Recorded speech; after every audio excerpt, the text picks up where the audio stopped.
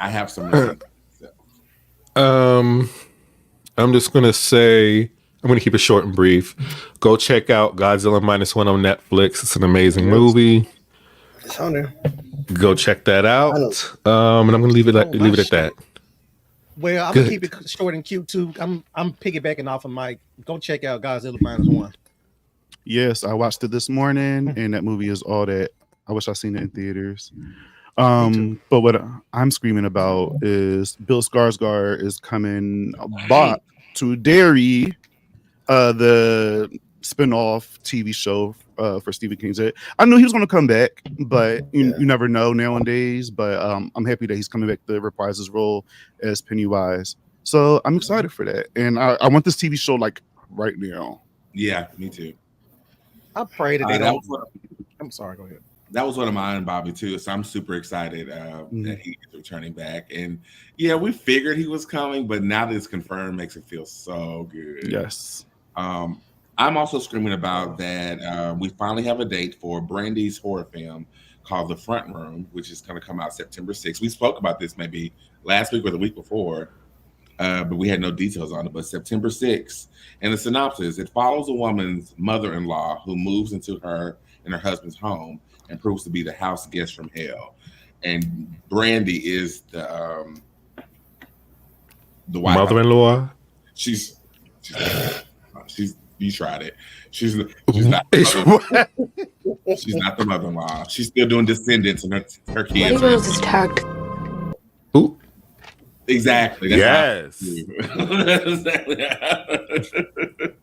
But yeah, I'm excited to see Brandy back in horror. We know there are some rumors of her potentially coming back for the I Know What You Did Last Summer 3, and that's what we're gonna call it.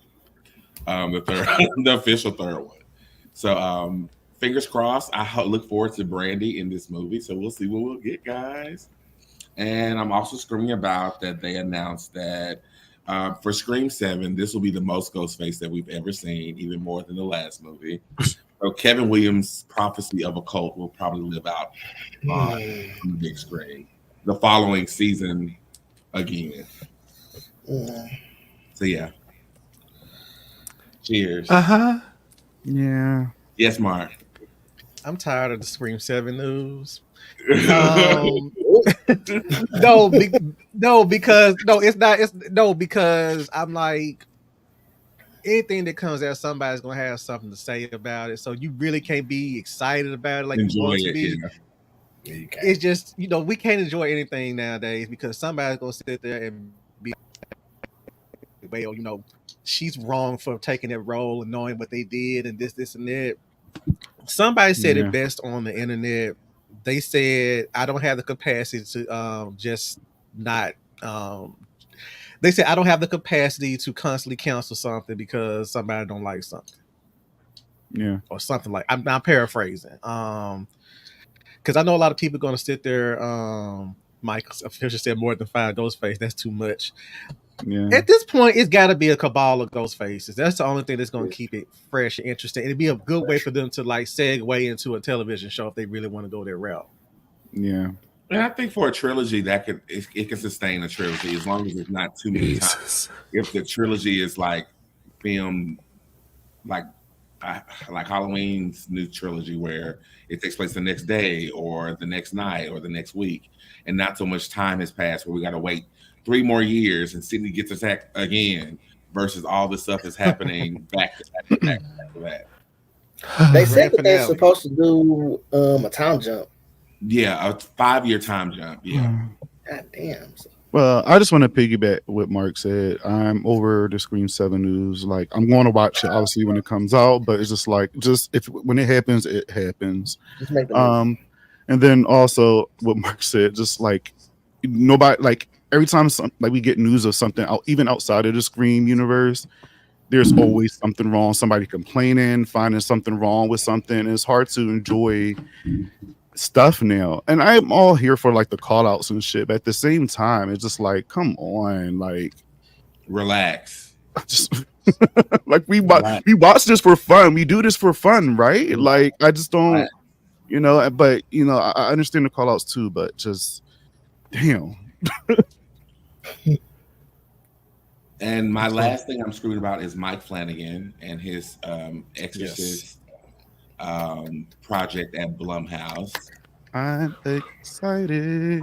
I wish he would have took over the actual Exorcist trilogy, but hopefully what he's doing now is going to be spectacular and will make up for that failure that we received. I think he'll do a good job. I think so. Like, has he written movies before or only series? He did Dr. Sleep. Okay. Dr. Sleep. Hell, he did he directed Ouija, Origin of Evil. And that was the better one. He's the king coming in and cleaning up stuff and making it better. It didn't need cleaning, boo. It didn't need cleaning. Come on, Mike. It needed people to be appreciative. It didn't need cleaning. Mike, Mike, no. I'm sorry, Michael, Mike, no. please. That movie was on the level of the Poltergeist remake. Now, come on, like. No, absolutely not. Nah, bro. No. That Hush is a good movie. I like Hush a lot. I haven't seen that in years. Yeah, it was really good that was good. Yeah. I mean, it's not on Netflix somewhere. It's not. Well, that probably makes sense. Yeah. They took it off Netflix probably like a year ago. Well, it's getting a physical media release, so there we go. Yep. Wow. Okay. Well, let's just dive right into this episode and unpack these things. We can actually start with the way the episode kicked us off with that great scene that we started off with today. I was really, the energy was great from the beginning. I'll say that way. I like how these girls are showing that they are a unit and they are actually developing a friendship. And they are supporting each other. And I can just imagine being in that moment and which one of those, my reaction, I don't know which character reaction I would have, but I can just imagine being in that moment with my friends, with us, and seeing how that scene would play out. It'd be probably a lot more cussing. Yeah. Oh, yeah, for sure. It'd be a lot more cussing. But I think that, damn, what was it? You're doing great, sweetie. I think that line, that line would come out. What do y'all feel about the opening scene? I liked it. I was upset. Yeah. I thought it was cute. I liked Farron like opening up after that because she doesn't normally do that, being like vulnerable. So I thought that to me was my favorite part of that moment. Yeah. I just love the support of each other. Oh, go ahead, Mark. I'll let you go ahead. I'm sorry. All right. I was just gonna say that I just like how they just continue to keep supporting each other, and even Farron, her emotion, you could just tell. Like I felt her pain even when I looked at that gash. I was like, oh my gosh, like I know that shit fucking hurt. Yeah. But I was also the one to like take her to a hospital, and I know they can't do that. Well, they could, but they just didn't want to. No fucking way. Right. Emma Jean was like, no. No. Look at me. But yeah, I thought it was a great opener. It just left like soon, because we obviously seen Farron run from the killer, the last one. So to open up with them helping her and try to, support her, it was a great opener for sure for this one. I was upset because I was like, Farron, baby, that could get infected. Yeah, my niece, like that's baby, that can get infected. Now my black ass had been over there. I said, we're going to the hospital. I could sit there and lie, and I'm like, I'm just saying because I don't know. I was upset. The scene was well shot. It was well directed, well acted.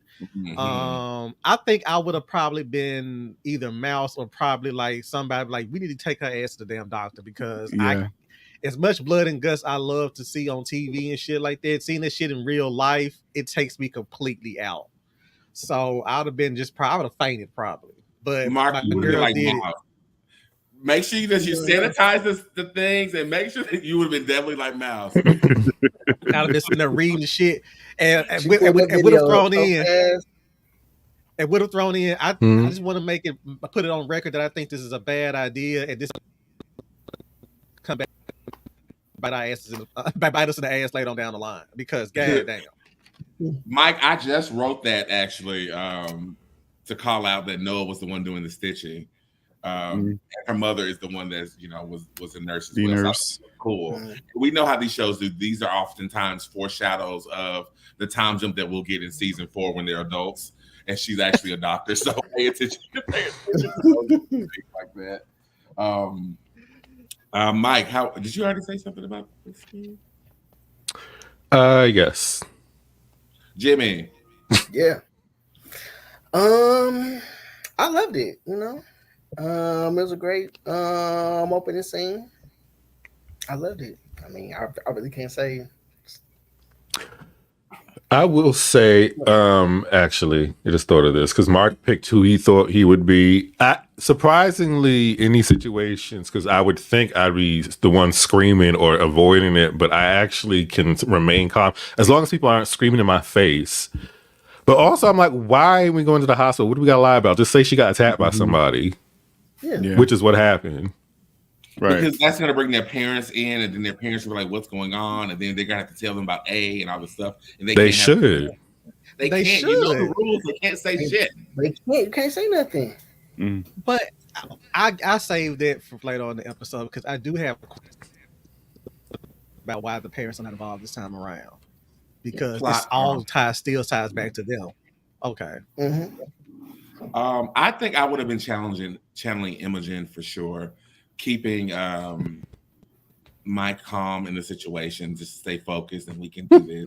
Being a motivator in your time of need, friend. But if it was too, I probably would have. Never mind. Anyway, but yes, that was. I hope we get to see more of that. I appreciate it so much because for the first time they've seen sort of Invincible, and I think this is the first time as a collective they're like, oh shit, we can actually get hurt outside of. It's like the Losers Club scene in the reboot when what's his name was getting cut. They were getting fucked up at the house before they left to stitch him up, his stomach up. Oh yeah. Yeah. It's that moment in stories where it gets real for the characters. I'm not ready to say that yet, but it was a great start to making it feel unsafe. I'll say that. Agreed. Let's just jump into these relationships. Let's start with Tabby and Imogen. Christian. Well, we're combining them together. Tabby and Imogen and the boys.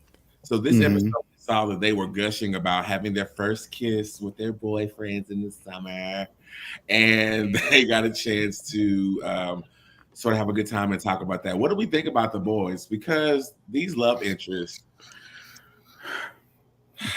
I have determined I don't trust any of the boyfriends on this show. And I hate that really because it's like I feel like it's a trope. You really you can't trust the boyfriend.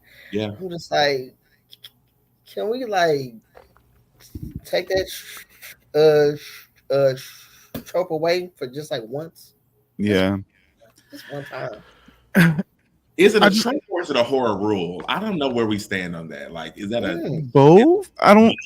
That's fair. That's very fair. Yeah. Because like when you watch these, like Christian and Johnny, like for some reason I still don't trust Christian. It's just something. I don't know if it's just the actors acting, or he's a part of some things. And even with Johnny, he got really close with Imogen really quickly. Meeting the father. Damn. Yeah. And I only known you for what, 2 weeks, maybe? Like, and that was a great scene, by the way. But but with the boys, it's just like, I don't know. But I am happy for them too, because they are teenagers. So they're going to still feel that way. Even though they're going through all this shit with Killer going after them, they still have these emotional attachments to guys, which is great. They're still trying not to the girl. Jen. Don't get me started on don't get me started yes, on that Jen. Oh, I hate it. She's not a half fuck. She's not a half fuck. She's not. Where did she get that money from? That is really what I want to know. It's not important. Where did she get it's not, and neither is she. She's not important. But she might be important because I feel like she's somehow connected to the shit too. Because I don't want to jump too far ahead, but all I'm going to say is when Noah, when she got that note, oh no, she's like, oh yeah, like you got a note over there. First of all, the note was already half open, so clearly the girl was going through her stuff, reading that stuff. I live here.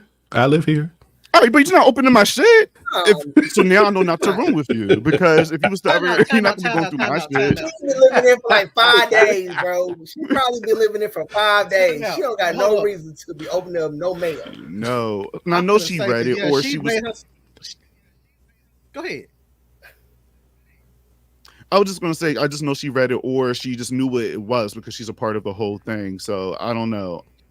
If we're talking about brainwashing, to me, this whole town is brainwashed, and this is just a whole conspiracy. It's a whole thing to get these girls out of here. The whole town is in it, in it. So that's my thoughts.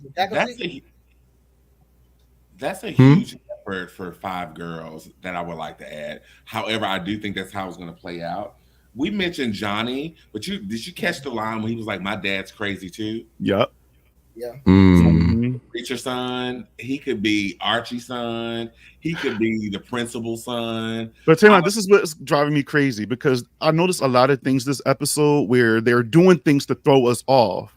So obviously, like, because Johnny might not be part of it, and I also, there's 2 other characters that did some things. I'm just like, why did they do that? But that's what they want. They want you to think. They want you to suss everybody out, and it's just hard to figure out who's a part of this shit. Yeah. I'm going with Sean. Oh, I miss Sean. He's too nice. Sean was too happy. Like, did y'all really peep that? Like, I don't buy it. Super happy. This. Can somebody be happy in this town? Like, not everybody's miserable. No, it's I just. But I get it. Brought that thing off. That's why. No, let's be clear. He was getting some this whole episode, and he ain't seen Noah in a very long time. So is Jen. So I mean, what does that mean? Why do you rock for Jen so much? I know. Yeah, because he likes the underdog. That's the only reason. But she's not even an underdog. She's just there. Like, just like there's no reason for me to. There's no reason for me to dislike her. Of course. So wait. So after the whole scene where her and Noah got done hooking up, and then she was about to air out all her teeth to fucking Sean, I'm sorry. Why are you acting like Helena Troy, girl? You shouldn't have been playing with fire then. If that's the problem, get out my house. Get out. Get out. Noah's messy. Get out. Noah's messy. No, Jen is messy. Noah's messy. How you want to get locked up? Because you said no a few times. Both messy, but Jen knows she's trash. Jen trash. Jen is trash. Why is she trash, man? I'm sorry. Why is she trash? If she gets locked up and then try to. What's the name? So was Noah. She steals the $20. Gets Noah involved. Name him. Leave her alone. Yes, Tavon. Get Noah involved. Come on, Bobby. The next thing. Name him. She gets locked up. Makes Noah go ahead and get the whole bail money to bail her the fuck out. She didn't make her do nothing. She didn't make her do nothing. But she knew she was going to do it because she has history with her. They have a connection with each other. They sure do have a connection. They sure do. And quite frankly, I don't feel it with her and Sean. And then she purposely came out when Sean came in and was like, oh yeah, I did sleep well. We're in the you could have just stayed your ass in the room, ho. Go back in the room. Right.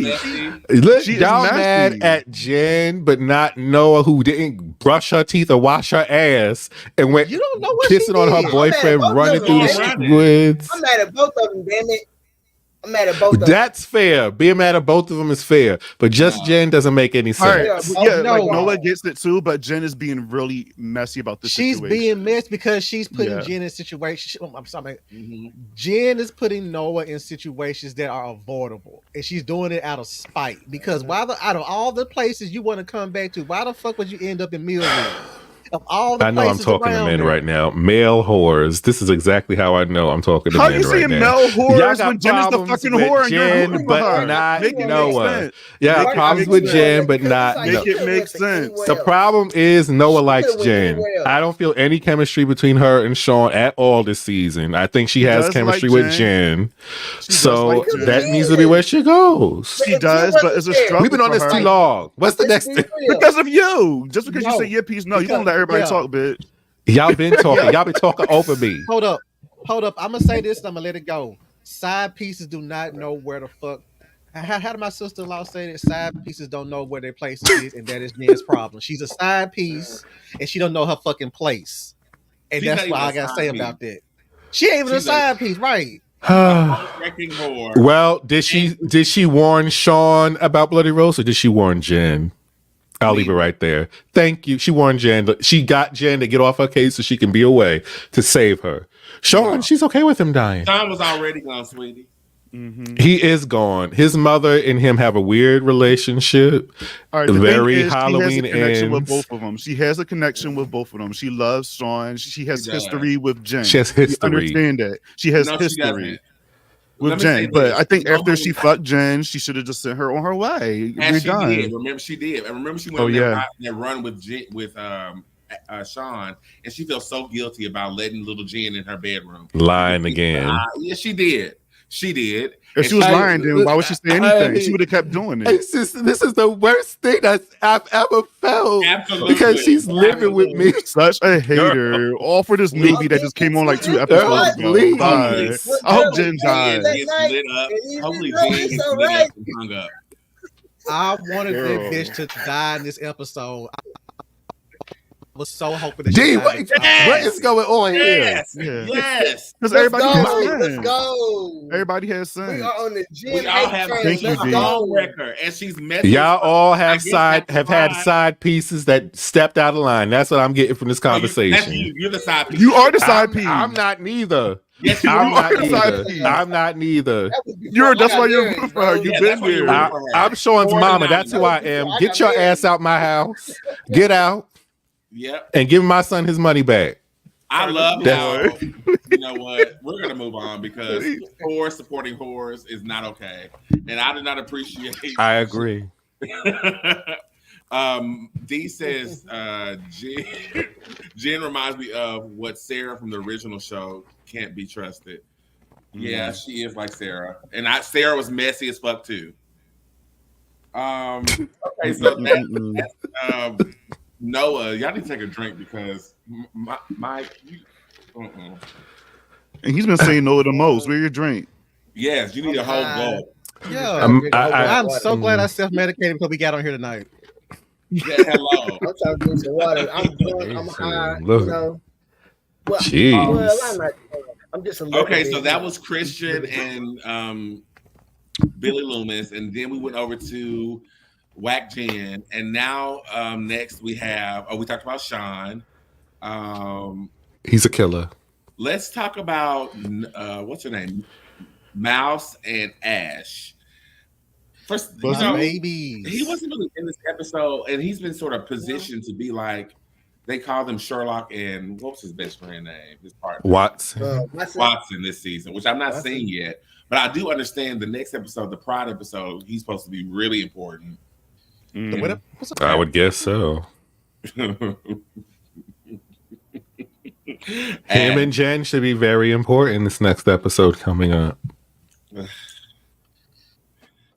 On to the this next. is what I want. I want Mouse and Ash. I mean, they're okay. They can stay the constant in the show if they want to.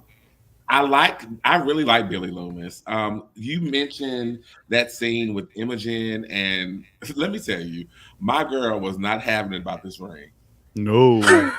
When she went that, from 0 to 1. She went to Yes. 0 to That's what infinity. I'm I was like, about. damn. Quick. she was Real about to quick. bounce on that table, over that table, take She it didn't off. even hesitate. Shit. What the hell are you That's doing? What is it Take doing on it your off. finger? And I was then ready. the stepmom was being antagonistic. She was like the ring. She was, mom. and I Bitch, loved didn't it. ask you nothing. I love it. She gave this look like Girl, this is not And that's right. why Emma Jean should have went over that table and bopped her upside the fucking head. She Take it off. should bitch. was. I would She cut it. was with- I would cut this is your a fingers off, conversation though. I would If cut the 'em off. ring stays on the father side of the family, unless if you're married, It should've I went was to his wondering daughter. this. She went to his daughter. But, Yeah, like, but if they were no honestly, longer married, and keep in mind, the mother gave it back to him. It's I don't not give a like fuck. it's Don't in the invite mother's me to this possession. dinner And this hoe that I just met out of my mama's ring, and then you act like it's okay. And I'm not Exactly. even addressing you, bitch. I'm talking to my dad. right? Do I not would feel ask some me type of went way, nothing I'm definitely. slicing out you. She went real hood real quickly, and I was like, I was right there with her, especially when she sat there and said, "You was a Yes. fucking cow. You can't even show up to her damn funeral." Mm. True. Like, Like, how can you do some shit like that? And then I was mad at the damn woman because she was like, "This isn't her ring." It's Bitch. not. You know, like, bitch, you just You have to that's come the back. third. You have to come back. I hope to It's see not comes back. her ring. It's not hers. She gave it back. She gave it back to him. It was from his family, and he gave it to his fiance. I understand why. I understand why Imogen would be angry about it. I do understand why she would be angry about it. But when I thought about it, I was like, okay. She could have saw anything that was her mother's on this girl, and she would have lost it. It could have been anything of her mother's, and she would have flipped that. A scarf. Her mom is dead. She don't know this woman. She barely has a great relationship with her father. So, like, I would be upset too. It's not like she knew the women throughout time and stuff like that. That was like her first time meeting her, right? Right. Yeah. So yes, I was. She gave it back. D. She gave it back to him. No. I would just like to say that her feelings are warranted. What she's talking about. I just met you and you being antagonistic towards me. You got on my mama's ring, and then my father, who's the only person at this table I'm talking to, should be responding to me. Bitch, you should be silent. Don't answer nothing. I'm not talking to you. You know what? Exactly. Call me mother. Call me mom, bitch. Yes, ma'am, call me mom, bitch.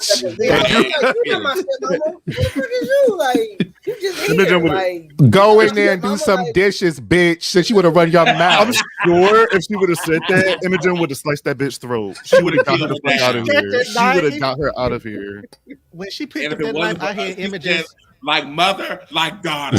Yeah. Exactly. I feel like they should have took it there. They should have like had her attempt to really chop off her fucking fingers. I would have been here. You for know it. What? I think it could be foreshadowing to her mental stability in the rest of the show. That's what I was thinking. But we'll get to that too. But I enjoyed Billy Loomis in this scene. He was such a good boyfriend. It's God, can you even say that? Was it Billy Loomis? No. Are they official? I don't think no. Her dad. Yeah. He's fucking down other people. But I thought they're official, Mike. Come on, man. No, they're not. They are official, Mike. Give them that. But did they say it? I don't remember them saying it. They said double dates, and I'm so excited. All right, you can still date without being official with somebody. You can. I mean, that is true. However, she thinks they're a thing. They're not. You're mad. That's okay. I think he's still a whore. I think he's still a whore. Yes. But this is coming from the person that's defending Jen. Okay. Who is a whore? Okay. Who is a whore? Why is she a whore? But no, it isn't. Don't worry about it. Don't worry about it. I'm sick of it. I just want to say that I think that Billy Loomis. Hopefully, he doesn't get killed. But based off this trailer for the next few episodes, we don't know where he's going to land with things. But hopefully, he turns Johnny. Hopefully Johnny turns out to be a good guy. Hopefully. And we actually have a really good clip of the cast and them hanging out, and he's in that clip too. But I think we'll show that later. But it's really cool to see how this cast is sort of coming together and building that chemistry. Johnny is the Mike part. Mike, we know men. We know men, Mike. They playing up here. They playing up here. They are playing. We need a scene. Well, then they need to give us a scene in which he double dipping. I want a scene in which he double dipping. Right now, he's looking real give me a little 5-second scene in which he double dipping. Even if he is, like, they're not official. So I feel like he can do that. That's fine. Go ahead.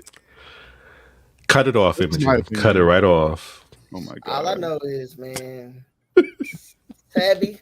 Ooh, Jesus Christ, she about to go. Yeah, we can move on. We talked about Tabby. We talked about I mean, how do y'all truly feel about Christian? Because y'all haven't, like, we brought him up, but y'all. You know what? I agree with you. I can't tell. Man. And I hate that because he's the only black man on this show.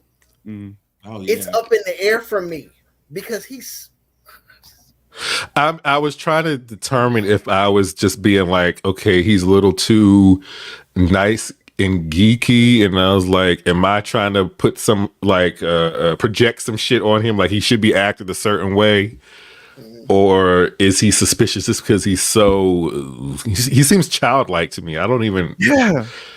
And that's what I'm saying. I don't know if it's the acting or that's just who the character is, because he does give very childlike tendencies, and then also he says something in here that will maybe side eye him a little bit. I'm like, okay, he has evil. I want to mention the fact when Bobby/Tabby read Homeboy for Filth at the movie theater, she ate for Filth, and he was just how Christian was like, "Yeah, baby, yeah, say that." We should do a movie, y'all. You're right, and my girl's gonna win. And you know why? Because I support her, not ride for her. That's what he was giving me. I was like, that's what it was. Relax. I mean, Christian, relax. Yeah. That's his girl. That is his girl. But what had me side eyes, what Mike said, what he said was like, oh, like there's evil in that guy. You heard what he said when he said that you did the whole film contest thing. I was like, I rewind. I'm like, he reacted a way, but it wasn't in a way where it was like he was jealous at that moment. Yeah. So I'm just like, Christian, he wasn't that angry when she said that part. It was when she kept talking about it, and then he got a little. So I don't know, Christian. You're being a little dramatic. Yeah, if Wes would have got chopped up at the end of the episode, I'd be like, yeah, Christian, it's you. Yeah. Mad. Yeah, so I still think he's somewhere. I don't know, like maybe these men are just put here by somebody to distract these girls or something because they're, I don't know, man. The only one I trust is Greg, which is crazy, but he's the only one I trust. Yes, which is wild. Yes. Y'all, I've been saying this all season. Greg has been winning me over since the first episode, and I'm really enjoying him this season. And I hope he doesn't get cut down. But something in me feels like him, and we said this, him and Farron can maybe have something because I see it. Talk about that group session in church. Greg stood up and was like, "I just want to say that I gave Farron a hard time, and she's not beautiful. Who could be more beautiful than Farron?" Like he gave this whole like, "Bitch, you don't even say that type of stuff about me." Yeah, she should have said something. But did anybody else find that weird that Greg adored Farron so much? No, Karen backs down to him. So I think he likes a challenge, and Farron is that. She's going to challenge you. I thought he did that just because, like, he knows that is it Henry that's trying to get Farron into the whole situation. So they're like pretty much just trying to make this whole thing. Oh, it must be here. We're going to play kiss ass first, and then we're going to try to lure her in this cult or whatever. So I think it was just like a kiss ass just to get her a part of it. I don't know, but he's not even a part of that inner circle. He wasn't in that room. He's not. I don't know.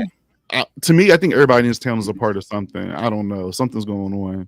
Let's stay there on this church because I think that's good. Obviously, we've all seen the preview for the next season, and we know the church is going to be a huge catalyst to whatever is going to be going on.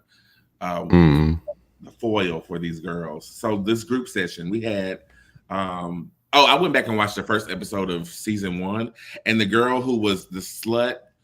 I'm not going to say that. The girl who was trying to sleep with Greg, she was in season 1. Oh, yeah, she was part of. She was Karen's third in command, and she just. Oh, I didn't know so fucked up. See you later. She was...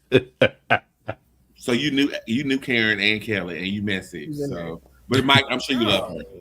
But what do we? So at and you see, you did all that. You don't got nothing to say about Greg.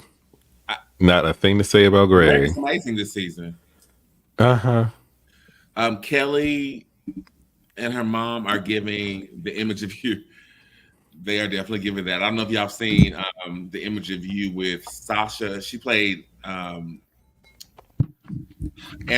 oh my God, Nicole Smith. Who was the twin for the original series of Pretty Little Liars? Allison De Laurentiis.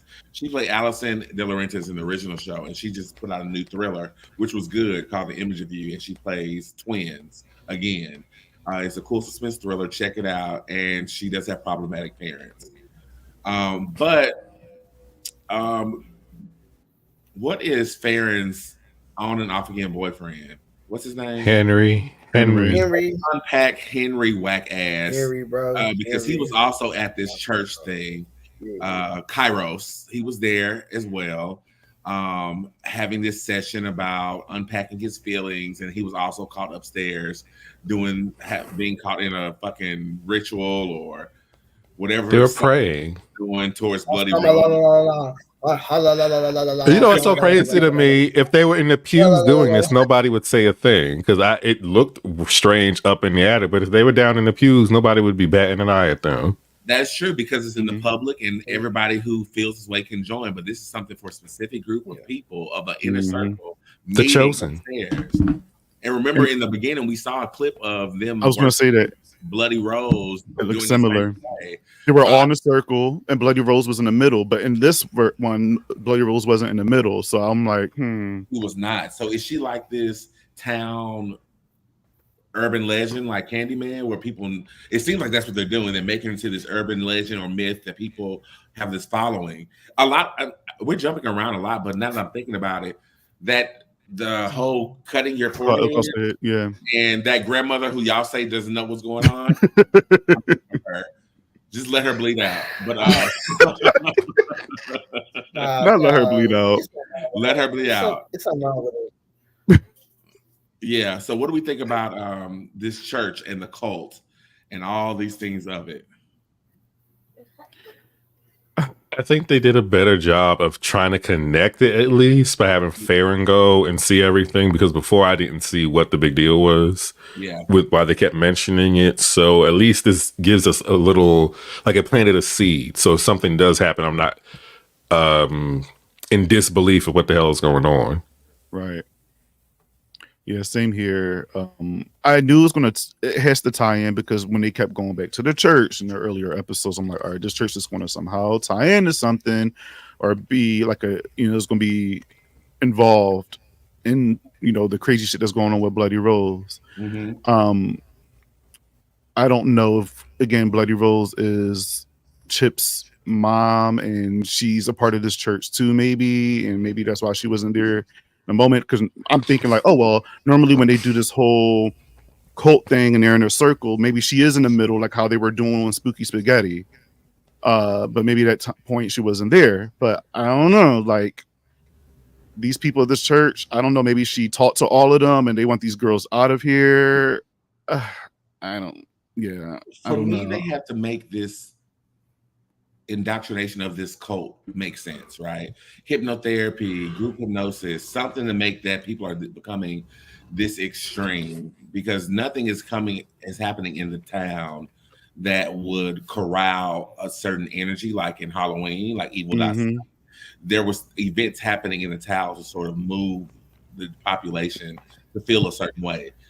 Everything is isolated, and now they're just having this church of these followers following Bloody Rose.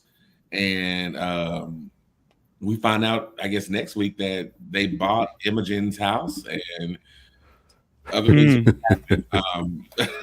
So they bought the house from Tabby's mama. Something's going to happen to her mother. Because I'm like, why is she the only parent that we are at least getting a few scenes from her? She might die. That would be impactful, right? Yeah. I can see that happening. She was in this episode again. Let's put a pin in the cult because we have to talk about that at the end. Let's talk about how they read this therapist for Phil. Yes. This was such a nod to old school Pretty Little Liars for multiple reasons. One reason is that when they broke into the doctor's office, which is so Pretty Little Liars, they went through case files and those files were the original liars. And so I was like, okay, that's cool that y'all are connecting the worlds, even though Dr. Sutherland does that. And in the original show, the main character, Aria, which is sort of comparable to Imogen in this show to me, her fiance did the same thing. He was sort of A for a moment, and he was collecting tea about them to write in his story, in the beginning stories. So it's interesting that this therapist is doing the same thing. You know me, I'm all for a bitch collecting tea to create a story. Okay, all right, we're for it. Do your thing. How are you feeling about Dr. Sullivan? Professional Gail Weathers. I knew you would like her, and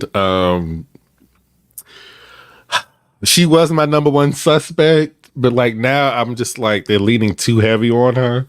Mm-hmm. Too heavy.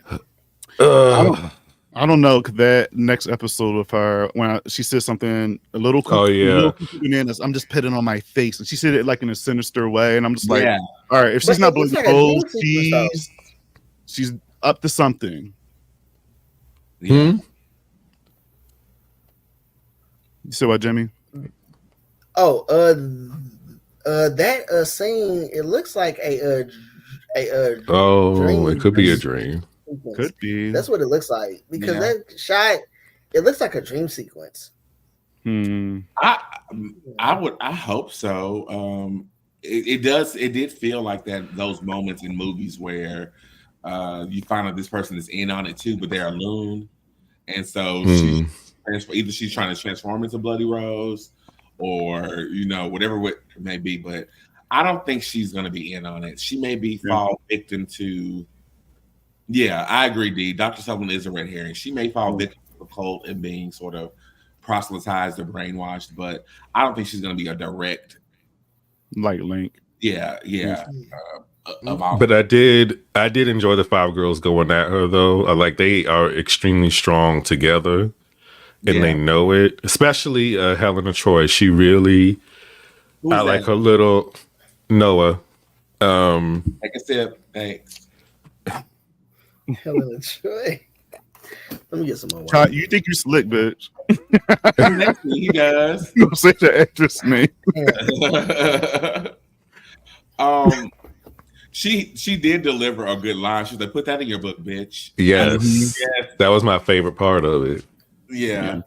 And she came and sat on the desk. I was like, "Y'all swear, y'all gonna come here and break it up." And they sort of did. Even Mouse was getting her piece. Oh yeah. And you know what? I'm actually enjoying her becoming. She's growing. I said this in our group chat. She's growing on me this season because at first I was like, okay, I know her character, but now she's sort of maturing and changing and becoming stronger, which is really good to see because I don't know how she was going to hack it in this type of franchise, or hopefully for so long. But she's becoming stronger, which is good to see. I will say this season, the mystery element, or the mystery element to this season isn't there for me like it was in season 1. I know that things are happening that I should be concerned about, and I should be excited to see how they play out, but it's not enough attention / detail to certain things. And maybe on the other side of it, we can look back and say, okay, it was there all along. But right now, I'm just not really tied up into the Bloody Rose thing. I think for me currently, it's just like I'm just side eyeing everybody, and then just when I feel like, all right, I don't think that they're a part of this, they do something again to go right back on that list. And I think for me, that's what's going on with the season. Like I'm still kind of I'm not going to say bored because this is a good season as far as character development. Perfect. It's great. But as far as like suspense and the horror and all of that is not there for me. But I will say I am having fun guessing who Bloody Rose is.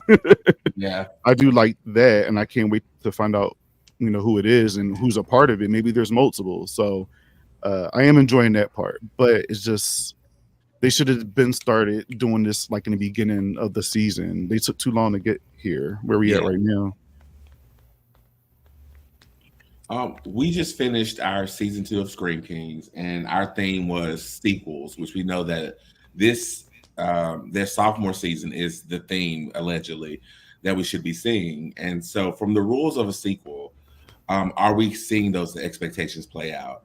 Bigger cast, more blood, carnage, candy. No. I think bigger casts romantically. Yeah. Last season it was parents. This season it's love interests. We're not getting bigger kills, or at least not yet. Or even bigger attempts at kills. What were the other rules that he said? Bigger, more blood. No. I think that's it. And I don't think we do have a bigger cast. I'm not gonna harp on cast. Huh? I was just saying that's it. Like as far as blood, no. As far I'm not going to harp on the star status of the cast because I think whether this is their third project or their 100th project, they're bringing it. And I think they fit into this universe really good. And later on, we're going to show their chemistry, which I think is the selling point of the show. Bobby, you mentioned that the character development is driving this season, basically, which leads for less action, which is what we're getting. And I agree. We're really getting to see these characters grow and deal with different things. And to me, this was maybe the best episode of the season so far. And that says something. Yeah. Or nothing at all. But it does mean something to me. No, it says something, definitely. This episode 5. So we got 3 more of this. But I will say last season I wasn't connecting with all the girls, so I'm glad they're at least doing that because I like all of them now. Yeah. We're going to go to a quick commercial. When we come back, we're going to say what everyone is saying, see some cool clips of the cast, and some final thoughts about this season, this episode.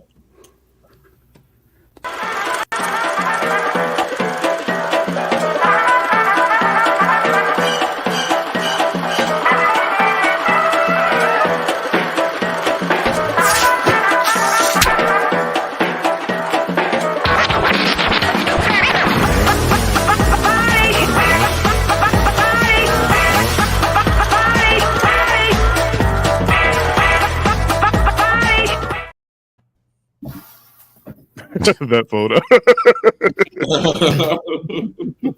All right. So what people are saying. All righty. Where's our season 3 renewal? HBO Max. Period. Yes. This is, you know what? Farron has this ability to do like the veins. She can she's really good at emoting her physical torment. And she was like, what the fuck? I was like, that's a real reaction. I appreciated this moment. It was a good one.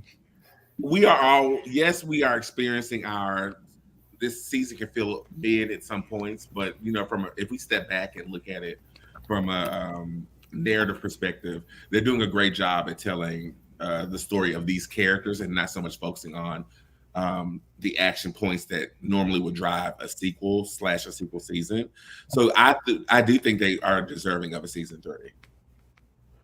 I agree. I don't see why not. Aren't they like ranked high on Max too? They stay in the top 3 to top 5 rankings, but there's still no renewal. And they're in 6 now. The last I checked. Yeah. Okay, they dropped it. But they're still in the top. They are still in the top, but from what they mentioned in the episode 1 that they were ready for junior year and prom. We know what prom is in horror, so I want to see Me too. Yeah, we know what that means, and so I want to see that for them. Even though we had that with the Spirit Queen, but prom is a whole different beast, and so I want to see them all be nominated and fighting for the crown in season 3. And I want to see them graduate. So I want to see this show continue to move forward. So everybody who's watching, make sure you support it. And a whole bunch of prom night references and all that stuff going on. Yes. Yeah. Come on. Yeah. And which one of these girls are going to be prom queen? We got to know. Yeah. Who would you vote for prom queen? Farron. I would say Farron. It would be between Farron or or I would say Mouse, just because too. But I think Farron is more popular. But I think Mouse would also be cute if she was prom queen. It would be something different for her. It would be totally different. Yeah. Who you vote for? Mouse. I think it would mean the most to her because she seemed really giddy around her birthday and all that. I don't really think Farron would give a fuck if people voted for prom queen. Imogen and Tabby don't give me that they would care. Noah doesn't give me that either. I think it would mean the most to Mouse. Yeah, it probably would mean the most to Mouse. I can see after this summer, Farron coming back and being stupid popular. She's popular with the boys now. She was sort of semi-popular. She's the prima donna at the school. So I can see Farron being the prom queen off of those things. But Mouse, that would be, if something happened, heartbreaking for prom. Mike said, could you imagine the prom night and graduation? Exactly. Yes. Exactly. Mark, who do you think? Who would you vote for our prom queen? I would also say Mouse because I feel like it would be kind of a play in on Carrie. You know, her being very the meekest one out of all of them, and then something happened at the prom where she gets doused in blood and stuff like that. It would be probably like reminiscent of something like that. Yeah, that's fair. Okay, next slide. All righty, we have Roberto's plan in a season for each liar to have her moment as final girl. Imogen had her moment in season 1. Tabby will have her moment in season 2. That's interesting. We already have our chosen one for season 3, right? Farron. I feel like Farron's been getting a lot of character development and growth this season. And this season, yes, there's a lot of Farron this season. Yeah. But to their point, Tabby and Imogen are the final two to receive their challenge. And from what we read last week, Tabby said that her chase scene was really physically demanding in her scenes, and we saw her fall down the steps. I hope so, because these little challenges that Bloody Rose is giving these girls, it's not it. I will say this to me was the better one, but I thought there would be more thorns. I felt like it was like 10 feet of thorns, and that was it.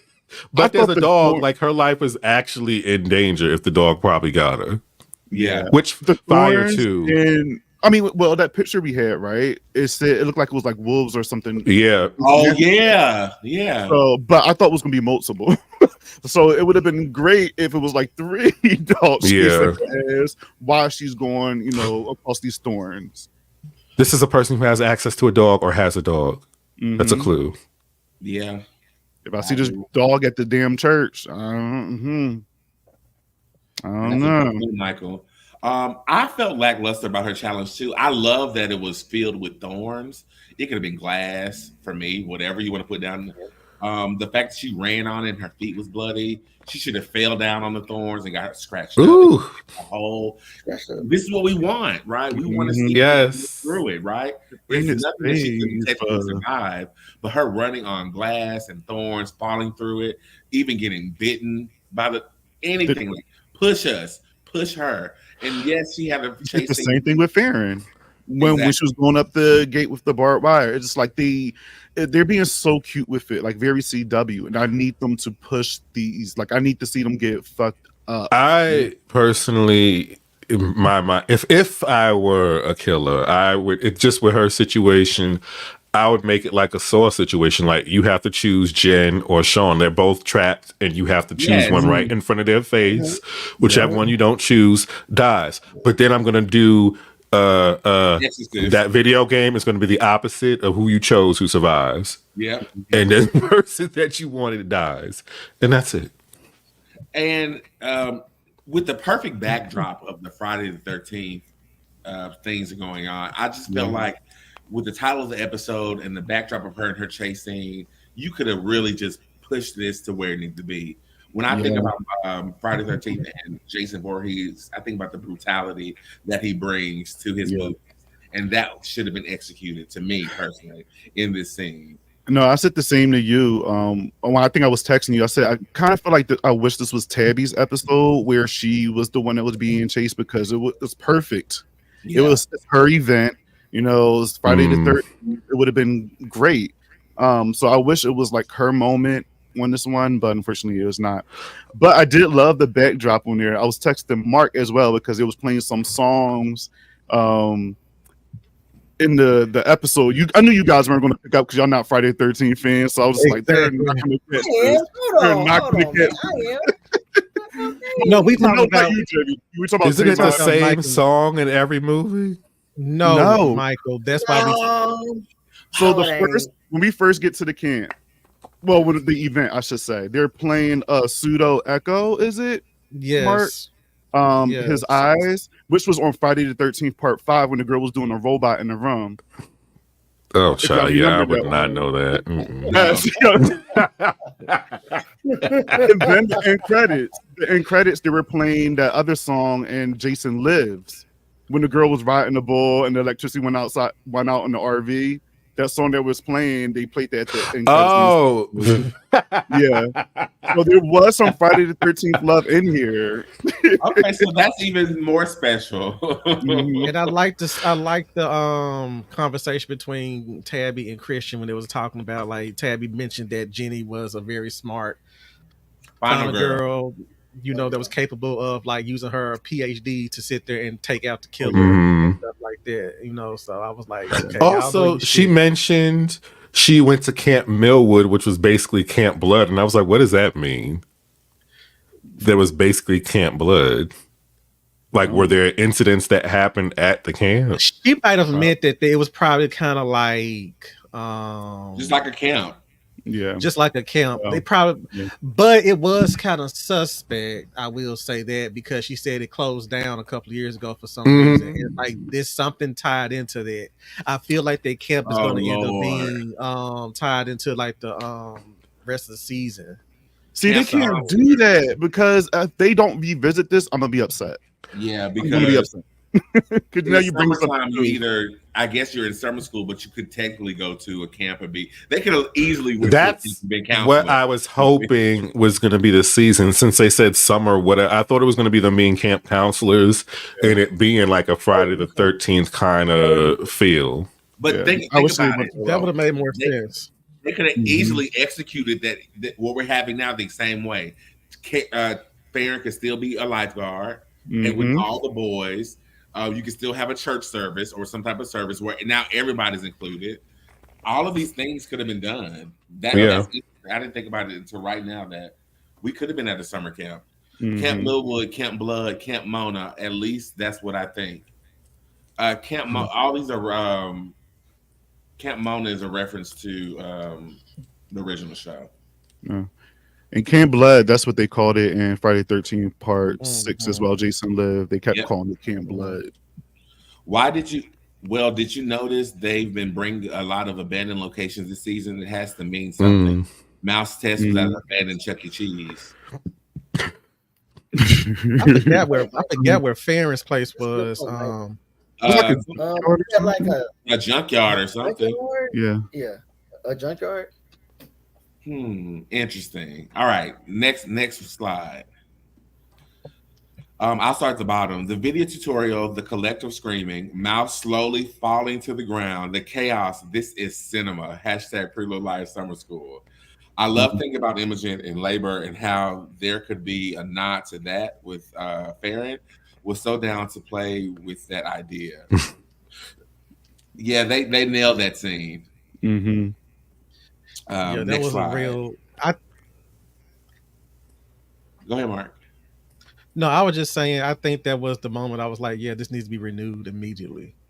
Yeah. This scene this is foreshadowing. This is the clip from the trailer for the rest of the season. This scene is insane.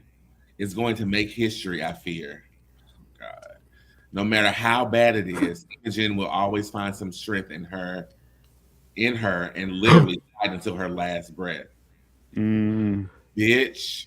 So are we going to get like an amazing fight scene to go down in history? And then with Tabby, we're going to get an amazing chase scene to go down in history in horror. To take Helen Shiver's spot.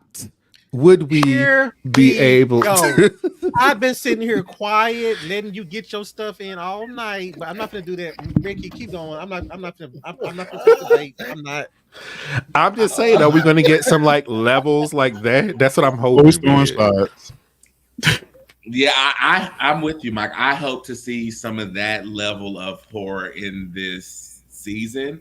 If they're raving about it like the previous shows, hopefully we get some good chases, some fights, and they perform their asses off.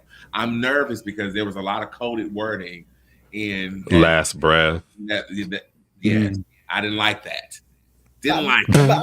What was her picture again? Because remember, Imogen's picture was like a from last week when we had the little.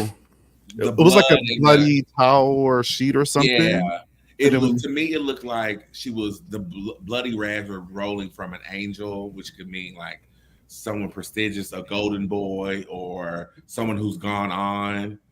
The shade would be with her mom. I think her baby's going to be in danger. Maybe her dad is going to try to save her or something. She's going to lose her father or something too. Damn. She's going to take the ring because she wants the ring so bad. Honestly, yeah. But I think if the stepmom is actually in on it the whole time, and that's part of the ploy. You know how that marry the father. I had a moment where I thought that because I was like, she already has an attitude from the beginning.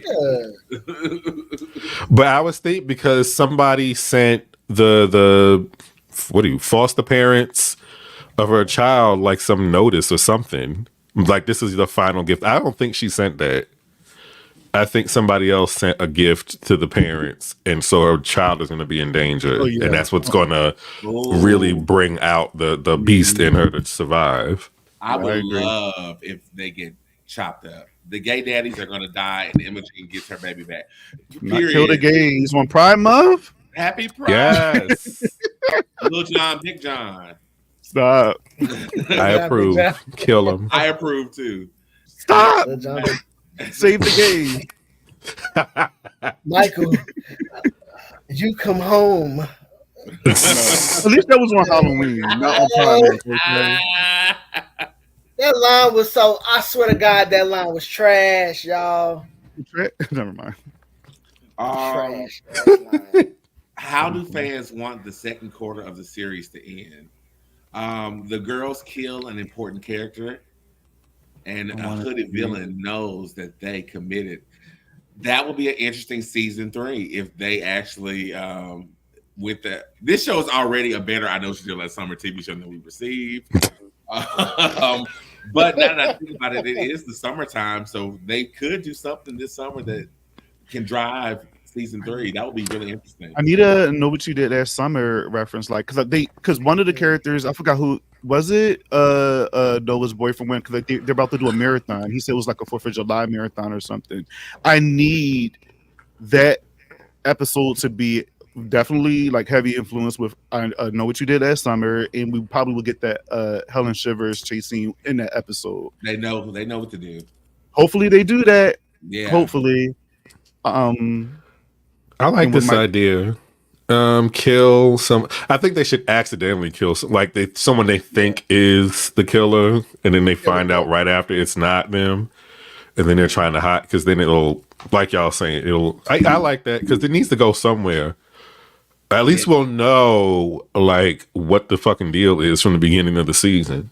And we know when you hide secrets, it sort of breaks the friend group. So it'll be nice to see them go through some type of we're not besties forever. They kill one of the boyfriends, and that'll spark some rivalry in the group if they kill one of the boyfriends. Great. One of them kills one of the boy. No, it has to be Sean or it has to be Ash. Yeah, Sean or Ash. Yeah. Ted was Christian. Oh, they don't care about Christian. They even. Yeah, he was part of it somehow. And I'm saying. We just need a double date and we can figure it all out because in the preview to come, they were actually all fighting together. And I think that was Greg that was fighting with them. And when Tabby fell down steps, was it Christian's basement? It was Christian's basement, yeah. It was his basement. That's us. Yeah. Okay. It's suspect as hell. Yeah. Next slide. All right, so we've been talking about how this season is all about the vibes of this cast and their getting to know each other and bonding. This is so great on screen because they are really connecting behind the scenes and really showing their love of each other. We have a video clip. I don't know if it's ready, but we have a video clip of what this picture is. Are we ready for this? She don't need no happy Facebook. She got 2, 3 drinks and she twerking. Oh, okay. What's up?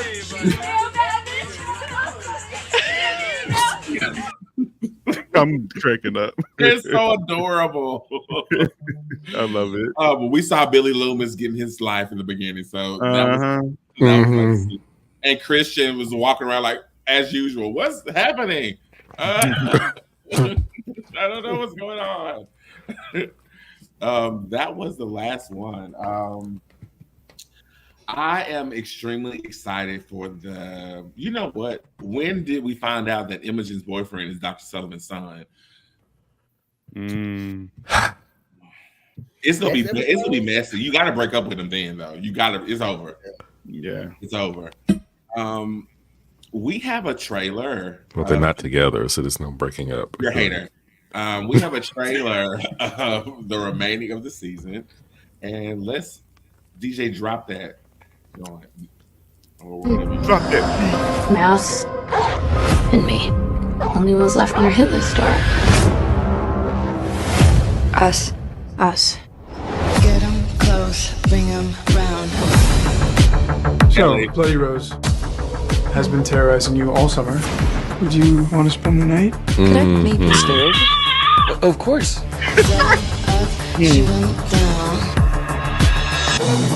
So nice of you to join us. Oh, that's a walk of shame if I've ever seen one. Bad choices. How to avoid that? That is what Redemption House is all about. Hope to see you there.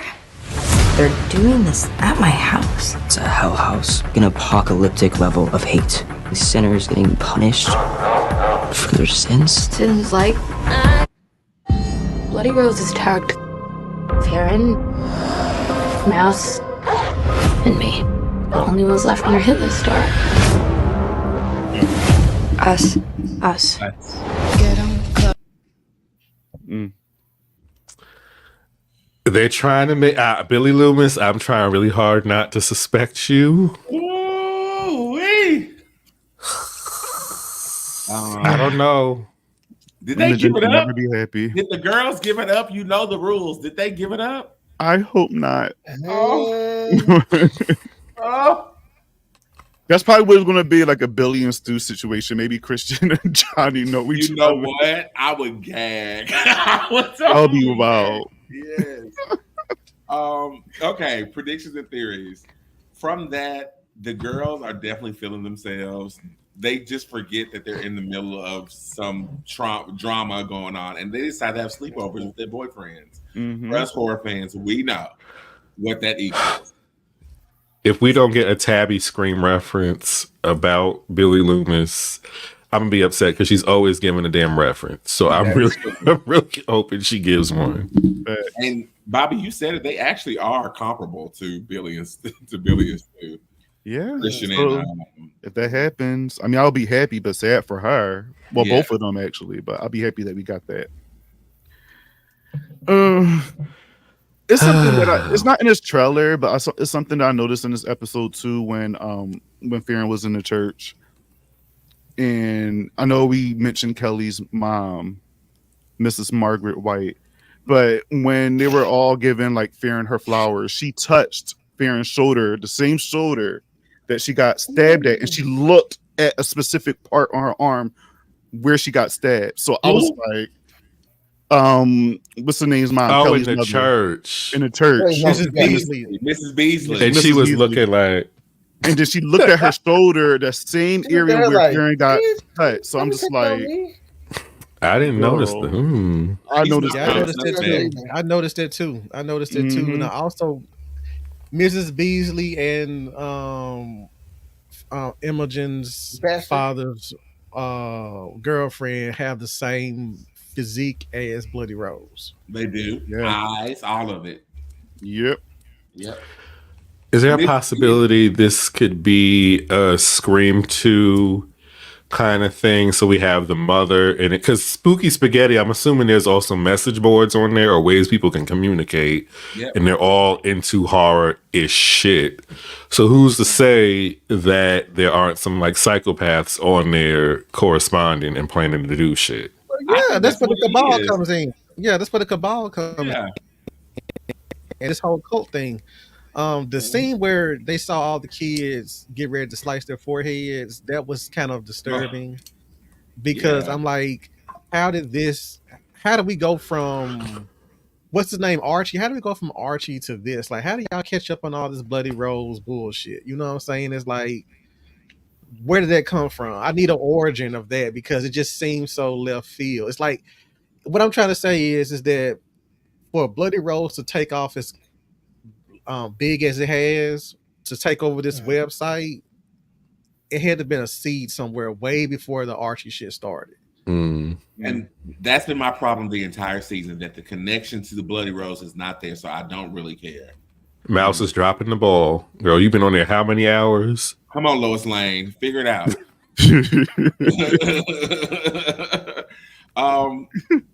I think a mother is involved. I think a mother is definitely going to be involved. And I don't know who much, like I was joking earlier and said Imogen's mother, but I don't know. It's going to be... She's been missing for a while. And that's how you can tell the stories, the screen time. Imogen's mother? No, Chips. No, Chips. Oh. Imogen's mother's been missing since season 1. Mm-hmm. Whose mother? Unless she had Imogen's mother. I was just Imogen's mother. I was just saying it has to be a mother and randomly said hers. Not that it's her. She's dead.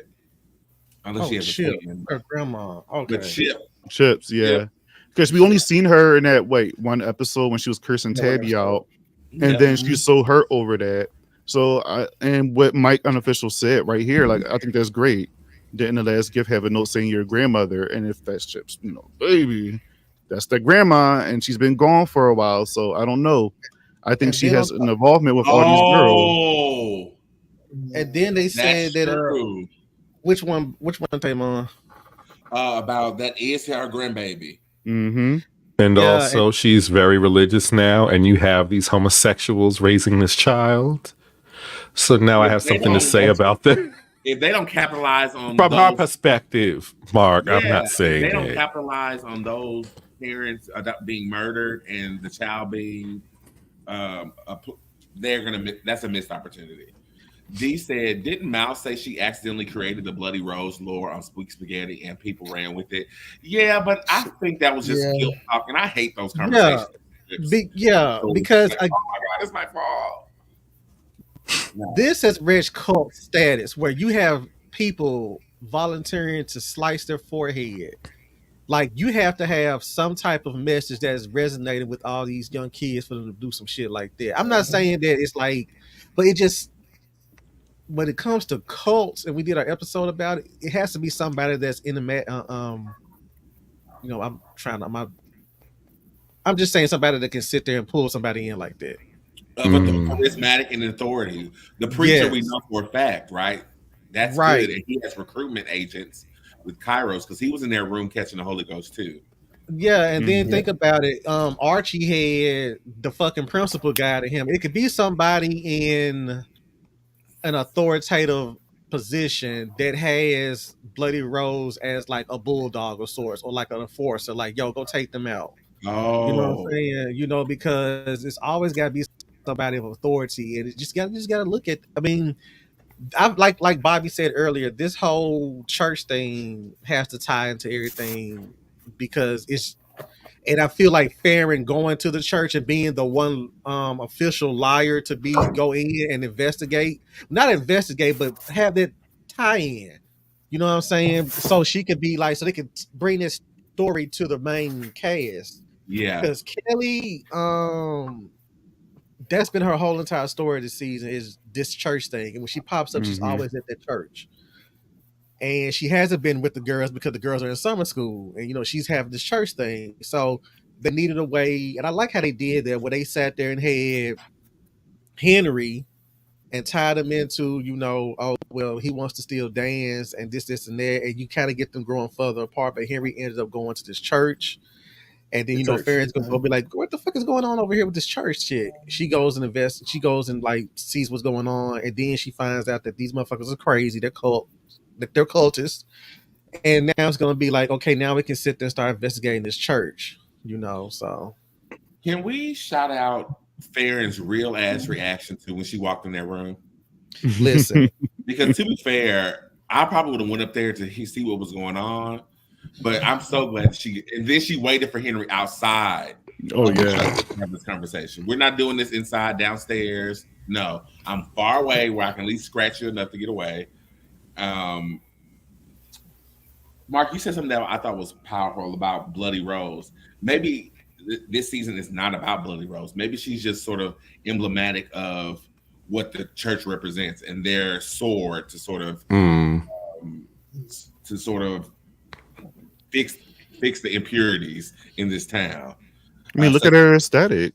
Look how she looks. You know, she has a crown of thorns. The and so the cross on her. You know, the necklace. She killed the overly sexual girls. She killed the other overly sexual people. She may kill the gays.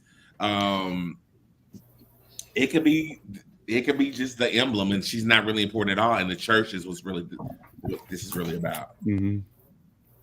Yeah, it's a very emblematic with the thorns, you know, like the Christ-like stance and stuff. Then the promotional material before they went into the season was, I haven't seen the movie yet, but it was very midsummer, and so it's kind of like giving this what's the word I'm looking for? Not Mayday, but you know what I'm trying to say, like, you know, this solstice type situation. We know, like the wicked man, you know what I'm saying, shit like that. Okay. So what do we want to see for the rest of the season and our final predictions, starting with you, Jimmy? Okay. They just have to keep I feel like they just have to keep the energy high, really. And supposedly the next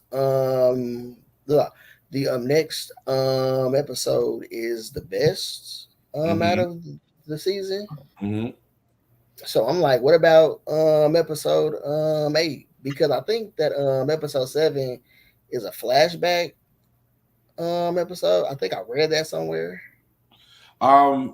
Just to jump in there, next week is chapter 16, Hell House. After discovering that Kelly's church is using her former home, Imogen springs into action while Mouse and Ash plan a pride pool party in protest. So she's committing more crimes. You're home assault, ma'am. And she can get in. She can get away with it. Yeah. Mark, what do you want to see? What are your final theories and thoughts, and what do you want to see for the rest of the season? I want a renewal. Announcement ASAPly. But what I want to see is I want to see Tabby. I want to see Tabby do her final girl thing, because I like what Bobby said, where they missed the opportunity with her being chased around during the Friday 13th. Can you imagine her being chased around the camp and Friday 13th is playing at the camp? That would have been so damn amazing. But I want to see her thing, and I want to see Jen dead. Ooh, I love that. Mike, you're about to speak. What do you want to see for the remaining of the season? And your theories. Mark and Mike, Jesus Christ. Yikes. I would like one of the boyfriends to be the killer. I would like one or two of the other boyfriends to be killed. Since we know the girls aren't going to die, somebody has to go. And I want Tabby's chase scene, like Mark said, I want it to be amazing. I want her to be like so fucked up. She's limping, bloody, bruised, but I still want her to make it out of it. Imogen, I want to see, because she already had a good fight scene at the end of the first season. So I can only imagine, if they're saying this is the best shit, what it's going to be like. That's about it. Just give me some good shit to watch even after the show is off, so I can just go back and rewatch it on YouTube. So we can have a Tabby and Imogen day. Oh, I love that. And you, Bobby, final thoughts? What you want to see? Same. Mike's laugh is so evil. Because it's messy. Mute him, please. See, it's getting worse. Let me stop. Let everybody say it. Like, honestly, I just want a good payoff at the end of the season. I just need a good payoff. I need to feel happy what we got. I wouldn't mind. Like, I don't want one of the boyfriends to be the killer. Like, I would just want more just female representation as far as killers and stuff. So I don't mind if it's just strictly all of them. But if they are like playing strings, like the puppet master with the boys to use them for what they want, then that's cool as well. Yes, Tabby, they're hyping this chase scene up, so I need it to live up to the hype. I need it because these challenges that Bloody Roll's been given mid is very mid, 100%. You know, like I was here for all of them, but like I'll probably say out of all of them, I think Fearings was the most suspenseful. Noah's looked pretty with the roses on the ground. But I just need Tabby to deliver. I need it to be longer too. I need a long ass chase scene and just like what Mike said, get her fucked up and all that. Imogen, I need her to. I just want a happy ending for her, at least somewhat happy ending for her. I have a question. But that's why are we leading so much towards Billy Loomis being a killer? But didn't she seek out employment out of town? It's not like he happened. It's like he happened to be where she went. It's not like he sought her out, as far as I know. But Mike, two things can be true at the same time. It can be coincidental that I actually met up with my therapist's son or the pastor's son. Yeah. That they had, you know, and he hasn't said much about his father besides this one throwaway line that his father's crazy too. It could be that he doesn't have a relationship with his father, but it still could be, you know, two things can happen at the same time. So I think that he is maybe, unfortunately, and I'll go into my final things too. I want him to be Billy Loomis, but I really like him in Imogen, which means he should be a bad guy. I want to see Imogen show her ass like she did at the end of season 1. I say this all the time. They all are final girls, but when like you look at an archetype of a final girl, Imogen is the one. She looks like that. She's normally casted as that, and so I want to see her lean into that and be that in the last couple of episodes. Mike said something I thought was interesting. He said, "I'm scared if it's Kelly and it's mind controlled by the church now that you're saying Bloody Rose is just the sword." Yeah, the sword. Yeah, I think that could be the thing because we're focusing maybe that's the misdirect is Bloody Rose. And we're putting so much who is Bloody Rose when really it doesn't really fucking matter who she is. She's working for the church. Mm-hmm. So that could be a thing too. I want to see them all kick ass. I want to see the stakes cranked up.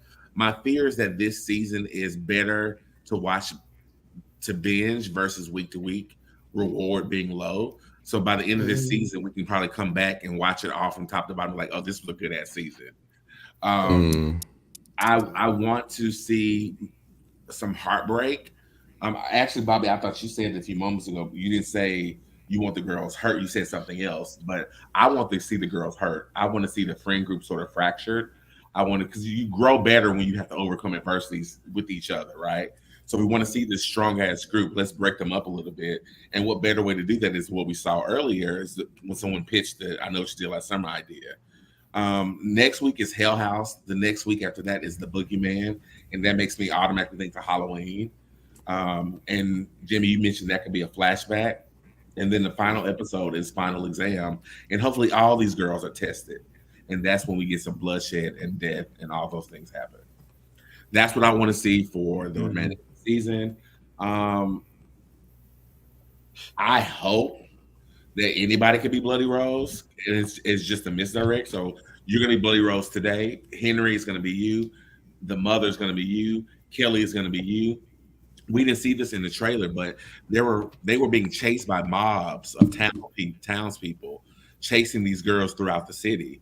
The town trying to oh my god, Final Exam. Oh my god, Final Exam. The movie, exactly. There's going to be some great references for that movie. I hope so, but the town is turning evil.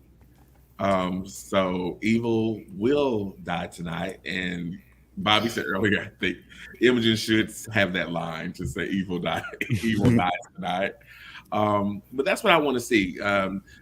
thanks everyone for coming and hanging out with us. We had some really fun in the comments. So shout out to Jacob, who came in for a little bit, Critical Overlord. Germ, thank you for stopping by per usual. We can't wait to see your thoughts on this episode and this episode we're doing now. Mike, as usual, thank you for coming every week. D, thank you for popping in. I know that you love the original franchise and this one, so we love to see you come. And everyone else who believes that Jen should be murdered, we appreciate you for stopping by. Woo! That's so easy. Woo! Shout out to the Twitter, to the point, Twitter people as well as watching. To the point of Imogen and Tabby, I feel like they, out of the 5 of them, had it the worst last season towards the end. Who? Imogen, as far as people they were close to either dying or like the sexual assault, all that. I feel like Noah, Mouse, and Farron, they're the 3 that have not had truly traumatic shit happen to them. So I feel like Noah's boyfriend, one of their love interests got to be involved or dead instead of the other 2. Yeah, and I think Jen would be the great way to sort of hurt Noah's feelings, to slit her throat. No, Jen needs to be her next love interest. I'm good. What? Again, thanks everyone for hanging out. My name is Tamon Kane. You can find me at all the places, all the time. Facebook, Twitter, Twitch, streaming Dead by Daylight, and of course here with my favorite kings, great kings. My name is Photo Jimmy. You can find me at Twitter and Instagram. I got some controversial takes on pretty much every horror franchise. Pretty much, Yes, I did with the devil.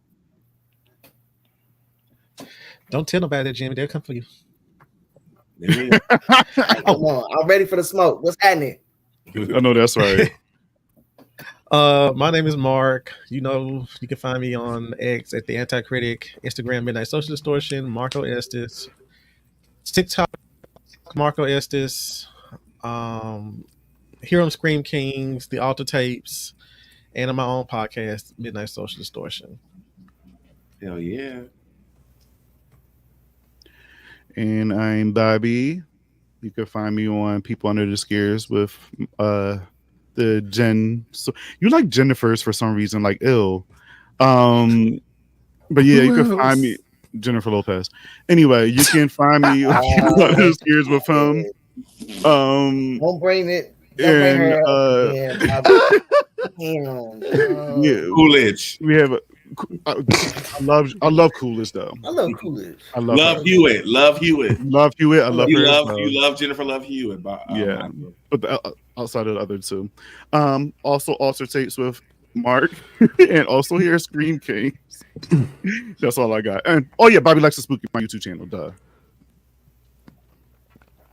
This is Mike. You can find me on Instagram and Twitter at ThackerayBinks86, and in the podcast People Under the Scales with Bobby next to me, supporting the Jennifers of the world who just get dragged for no apparent reason. It's insanity. It is insanity. Jennifer Lopez, by the way, the only pop star who has badass roles in fighting in her movies. The only one. Atlas was good. Again, thank you guys for coming and hanging out. We are the Scream Kings, and we will scream you later next week. Bye.